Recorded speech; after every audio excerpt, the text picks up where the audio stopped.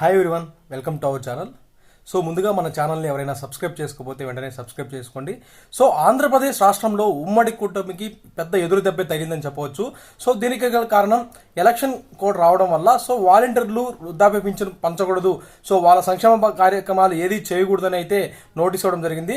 So election commission దీనిపై చర్యలు తీసుకోవడం వల్ల సో ఈరోజు 1వ తేదీ జరిగేటువంటి వృద్ధాప్య పింఛన్ అనేది జరగలేదు.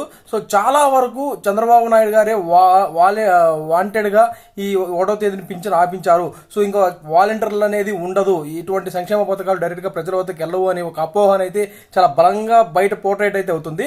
సో ఈ విధంగా బయట పోర్ట్రేట్ అవ్వడం వల్ల ఇది ఉమ్మడి కూటమికి చాలా పెద్ద దెబ్బగా చెప్పవచ్చు. ఎందుకంటే వృద్ధాప్య పింఛన్ తీసుకునే ముసలి వాళ్ళు కానీ, సో వితంతు పెన్షన్ తీసుకునే వాళ్ళు వితంతువులు కానీ చాలా వరకు కొద్దిగా వ్యతిరేకత అనేది ఈ రోజు అయితే ఎక్కువగా ఈ గాసిప్స్ అనేది చాలా వరకు పల్లెల్లో ఎక్కువగా వస్తున్నాయి. సో దెబ్బతో చాలా వరకు ఇబ్బంది పడే అవకాశం ఉంది ఉమ్మడి కూటమికి.